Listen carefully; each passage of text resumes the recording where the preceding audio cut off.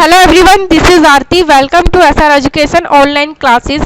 आज की क्लास में हम जो डिस्कस करेंगे पर्यावरण अध्ययन एनवायरमेंटल स्टडीज लेसन 7 स्वास्थ्य एवं रोग के बारे में डिस्कस करेंगे। Health and disease MCQ test series 12 number की। चलिए डिस्कस करते हैं question number first. Question first में कहा है निम्नलिखित में से रोगों का वह समूह चुने जो मच्छरों से फैलता है। मच्छरों से कौन सा रोग फैलता है वो आपको बताना है। ऑप्शन ए में कहा डेंगू, मलेरिया या चिकनगुनिया, या ऑप्शन बी रहेगा मलेरिया, हैजा या मियादी बुखार, या ऑप्शन सी में कहा मलेरिया, डेंगू, हैजा फैलता है, या ऑप्शन डी रहेगा मलेरिया, चिकनगुनिया या मियादी बुखार रहेगा।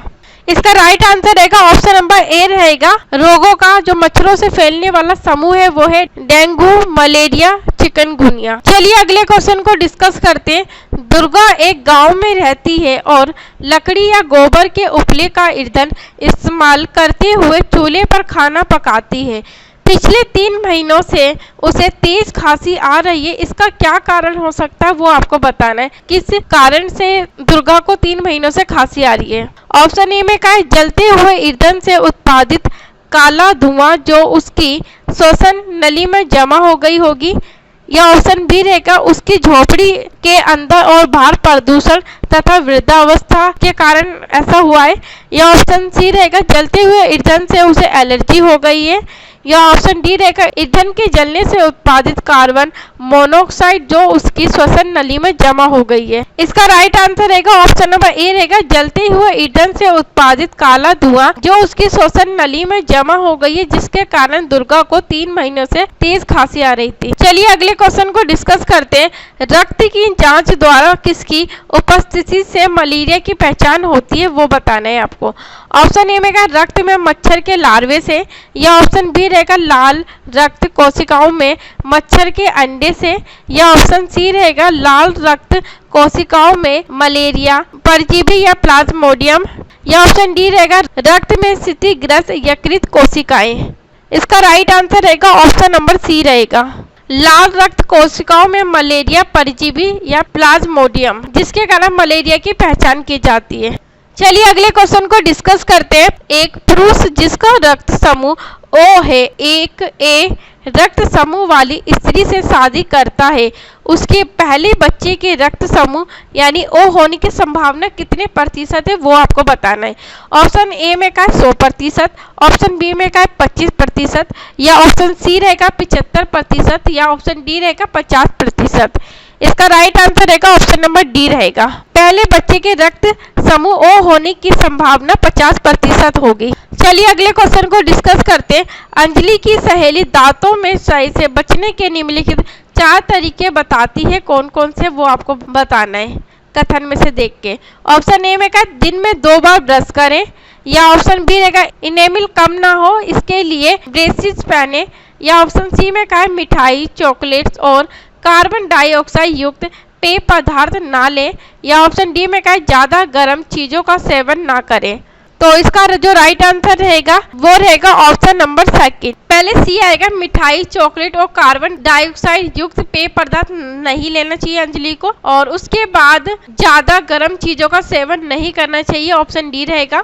फिर उसके बाद ऑप्शन ए रहेगा दिन में 2 बार ब्रश करना जरूरी है। चलिए अगले क्वेश्चन को डिस्कस करते हैं।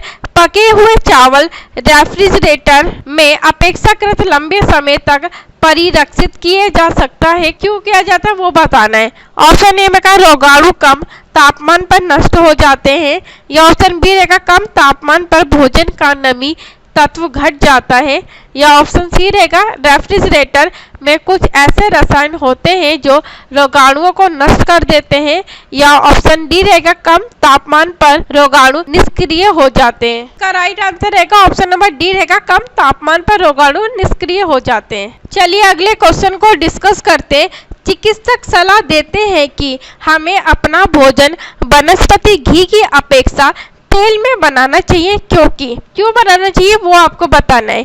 ऑप्शन ए में कहा तेल में असंतृप्त वसाएं होती है, या ऑप्शन बी रहेगा तेल में संतृप्त वसाएं होती है, या ऑप्शन सी रहेगा तेल का संग्रह आसान है, या ऑप्शन डी रहेगा तेल सस्ता है।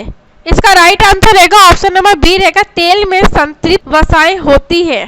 चलिए अगले क्वेश्चन को डिस्कस करते हैं। निम्नलिखित में से कौन सा रोग जीवाणु द्वारा होता है वो आपको बताना है।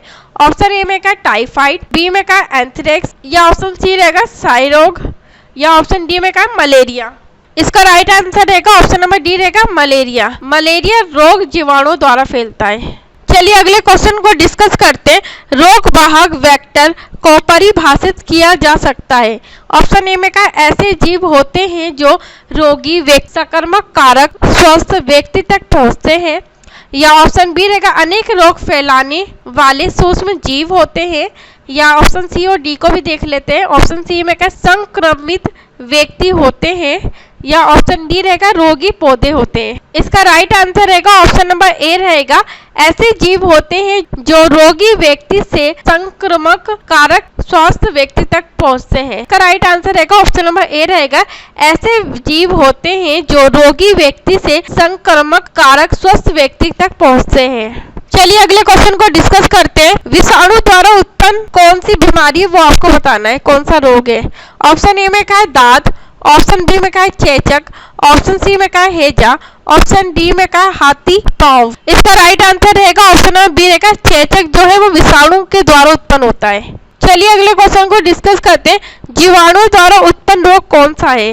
ऑप्शन ए में का है दाद, ऑप्शन बी में का है चेचक, ऑप्शन सी में का है हैजा, ऑप्शन डी में का है हाथी पांव। इसका राइट आंसर रहेगा ऑप्शन नंबर सी रहेगा हैजा रोग जीवाणु द्वारा उत्पन्न होता है। चलिए अगले क्वेश्चन को डिस्कस करते हैं। एड्स का संचरण होता है, यानी कि एड्स का जो संचरण है वो किस वजह से होता है वो आपको बताना है। ऑप्शन ए में का रोगग्रस्त व्यक्ति का खून दूसरे व्यक्ति को देने से, तो बिल्कुल सही का है ऑप्शन ए में भी। ऑप्शन बी में का एक ही सुई द्वारा इंजेक्शन लगाने से, तो हाँ ये भी इसको फैलने का संचालन है। और ऑप्शन सी में का यौन संपर्क से, तो ये भी सही का है। इसलिए इसका ऑप्शन नंबर डी में का उपयुक्त सभी, यानी ए बी सी कथन जो दिए गए हैं वो बिल्कुल सही है। तो इसका राइट आंसर रहेगा ऑप्शन नंबर डी रहेगा। एड्स का जो संचालन होता है वो रोगग्रस्त व्यक्ति का खून दूसरे व्यक्ति को देने से भी होता है, साथ में एक ही सुई दूसरे सुई द्वारा इंजेक्शन लगाने से होता है, और यौन संपर्क से होता है। इसलिए क्वेश्चन के अकॉर्डिंग हमारा आंसर ऑप्शन डी रहेगा उपयुक्त सभी। चलिए अगले क्वेश्चन को डिस्कस करते हैं। चेचक के प्रति टीकाकरण में समावेश किया जाता है।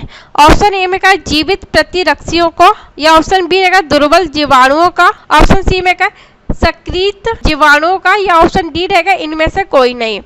इसका राइट आंसर रहेगा ऑप्शन नंबर ए रहेगा चेचक के प्रति टीकाकरण में समावेश किया जाता है जीवित प्रतिरक्षियों का। चलिए अगले क्वेश्चन को डिस्कस करते हैं। पीलिया में दुष्प्रभावित कौन सा अंग होता है वो आपको बताना है।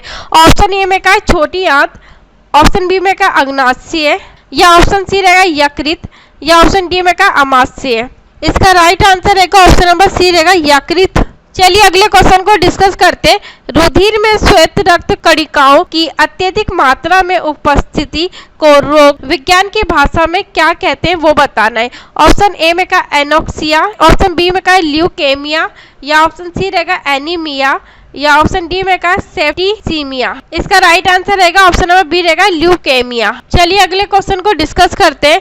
निम्नलिखित में से कौन सा वायरल रोग नहीं है। ऑप्शन ए में का डेंगू, ऑप्शन बी में का टाइफाइड, ऑप्शन सी में का एड्स, या ऑप्शन डी रहेगा इन्फ्लुएंजा। इसका राइट आंसर रहेगा ऑप्शन नंबर सी एड्स रोग वायरल रोग नहीं है। चलिए अगले क्वेश्चन को डिस्कस करते हैं। निम्नलिखित में से कौन सा रोग प्रोटोजोआ से संबंधित है वो आपको बताने की प्रोटोजोआ से कौन सा रोग होता है। ऑप्शन ए में का इन्फ्लुएंजा, ऑप्शन बी में का एड्स, ऑप्शन सी में का मलेरिया, या ऑप्शन डी रहेगा हैजा। का राइट आंसर रहेगा ऑप्शन नंबर सी रहेगा मलेरिया रोग प्रोटोजोआ से होता है। आज की क्लास को यही समाप्त करते हैं। अगली क्लास में अगले टेस्ट सीरीज से रिलेटेड क्वेश्चंस को डिस्कस करेंगे। अगर आपको इसकी पीडीएफ चाहिए, पीडीएफ के लिए आपको टेलीग्राम चैनल में ज्वाइन होना पड़ेगा, जहां आपको डेली पीडीएफ प्रोवाइड की जाती है। तो थैंक यू सो मच हमसे जुड़ने के लिए।